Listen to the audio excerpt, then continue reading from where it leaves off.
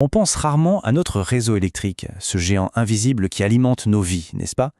Mais comment fait-il pour rester stable face à l'imprévu? Un coup de foudre, une simple branche d'arbre sur une ligne, et tout peut basculer dans le chaos.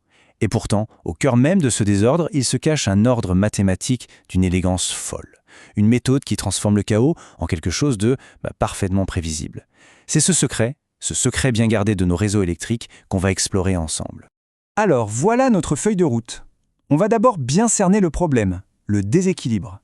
Puis, on va faire un petit voyage dans le temps pour découvrir la solution de Fortescue, une idée qui a plus de 100 ans, mais qui n'a pas pris une ride.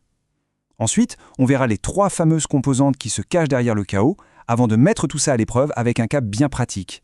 Et pour finir, on comprendra pourquoi tout ça, c'est tout simplement fondamental. Pour commencer, imaginez un système électrique triphasé comme un ballet, une chorégraphie parfaite, 3 danseurs en harmonie totale. Ça, c'est l'idéal. Sauf que dans la vraie vie, il suffit d'un tout petit grain de sable pour que la représentation tourne au vinaigre. Regardez ça. À gauche, on a l'harmonie, le rêve. 3 vecteurs de même taille, parfaitement décalés, de façon symétrique. C'est prévisible, c'est stable, tout va bien. Et puis à droite, c'est l'anarchie. Les vecteurs partent dans tous les sens, ils n'ont plus la même taille, c'est imprévisible, c'est potentiellement destructeur, bref, c'est le cauchemar de n'importe quel ingénieur. Et qu'est-ce qui peut bien déclencher un tel désordre? Des choses étonnamment banales. Une branche d'arbre qui touche une ligne, un coup de foudre, une ligne qui tombe par terre, ou même un simple fusible qui saute.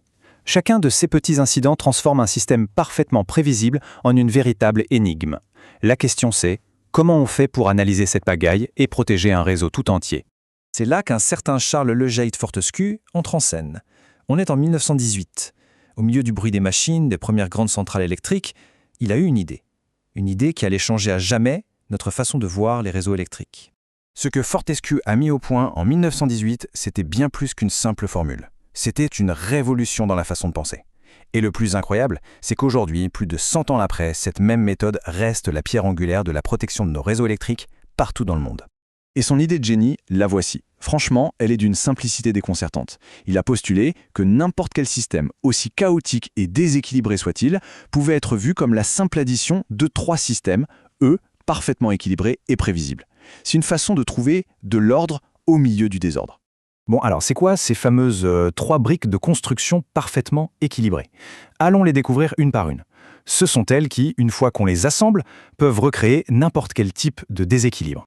Le premier, c'est ce qu'on appelle le système direct, ou la séquence positive. On peut voir ça comme la partie saine du signal, celle qui fait le travail utile. C'est le système idéal, celui que les générateurs sont conçus pour produire. En gros, c'est l'état de fonctionnement normal du réseau. Ensuite, on a le système inverse, ou la séquence négative. Lui aussi, il est parfaitement équilibré. Sauf qu'il tourne dans le sens contraire. C'est un peu comme un moteur qui essaierait de tourner à l'envers. Sa simple présence, c'est une véritable alerte rouge. Ça indique qu'il y a un défaut et ça peut causer des surchauffes très dangereuses dans les machines. Et enfin, le troisième, qui est sans doute le plus bizarre, le système homopolaire ou séquence nulle. Là, les 3 vecteurs ne tournent plus. Ils pulsent tous ensemble, à l'unisson. Ils sont parfaitement en phase. Cette composante est très spéciale, parce qu'elle n'apparaît quasiment que lors de défauts qui impliquent une connexion à la Terre. Par exemple, une ligne électrique qui tombe au sol. Et c'est là qu'on voit toute la magie, toute la puissance de la méthode. Pour retrouver notre système chaotique du début, il suffit d'additionner ces 3 systèmes simples et bien ordonnés. Le déséquilibre n'est plus un mystère, c'est juste une superposition. C'est brillant. Bon, la théorie, c'est beau, c'est élégant, mais en pratique, ça donne quoi? Prenons un cas de tous les jours, quelque chose de très concret, des fusibles qui sautent. Voyons comment notre méthode peut nous aider à comprendre ce qui se passe vraiment. Ok, voilà notre installation de départ, un système triphasé qui alimente une charge, tout ce qui est le plus classique. Au début, tout est parfait, le système est équilibré. Les 3 courants, I1, I2, I3, sont absolument identiques. Et là, soudain, c'est l'incident. Les fusibles des phases 2 et 3 sautent, le courant sur ces 2 lignes s'arrête net, il tombe à 0, fini le bel équilibre. Il ne reste plus que la phase 1 qui se retrouve toute seule à transporter de l'énergie. Le système est maintenant profondément déséquilibré. Alors, comment analyser ce nouveau scénario? On sort notre super outil, les composantes symétriques. On décompose le courant qui reste, et là, attention, le résultat est assez fascinant. On découvre que même si 2 phases sont coupées, le calcul nous donne une composante directe de 30 ampères, une inverse de 30 ampères et une homopolaire de 30 ampères aussi. Mais attendez une seconde. C'est la question qui vient tout de suite à l'esprit, non? C'est complètement contre-intuitif. S'il n'y a plus de courant du tout dans les phases 2 et 3, comment est-ce qu'il peut y avoir des composantes de courant? Ça n'a pas de sens, en apparence. La réponse, elle est au cœur même de la méthode de Fortescue, et la voici, tirée de la source. Ce ne sont que les composantes mathématiques du courant qui existent. Autrement dit, ce qu'il faut bien comprendre, c'est que ces composantes ne sont pas des courants réels qu'on pourrait les mesurer séparément avec une passe ampérimétrique. Non, ce sont des outils mathématiques, des constructions de l'esprit, des fantômes si on veut. Mais des fantômes qui, une fois qu'on les additionne, décrivent parfaitement la réalité. Un courant qui existe bien sur une phase et un courant nul sur les deux autres. C'est une astuce, oui, mais une astuce qui marche à la perfection. Allez, dernière ligne droite. Prenons un peu de hauteur pour vraiment saisir pourquoi cette idée vieille de plus d'un siècle est encore aussi vitale aujourd'hui. La réponse, elle est simple et nette. Sans cette méthode, pas de réseau électrique moderne et fiable. C'est aussi simple que ça. Prenez les relais de protection, ces petits boîtiers qui sont les gardiens silencieux du réseau.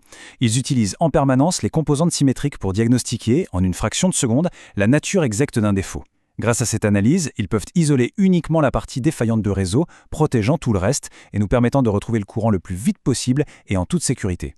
Finalement, l'idée de génie de Fortescue, elle dépasse très largement le cadre des lignes à haute tension. Cette approche, cette philosophie qui consiste à décomposer un problème immensément complexe et désordonné en une simple somme d'éléments simples et maîtrisables, c'est une méthode de pensée universelle. Alors la question reste ouverte. Où ailleurs, dans nos vies ou dans la science, est-ce qu'on pourra appliquer cette méthode pour nous aussi trouver un peu d'ordre au cœur du chaos ?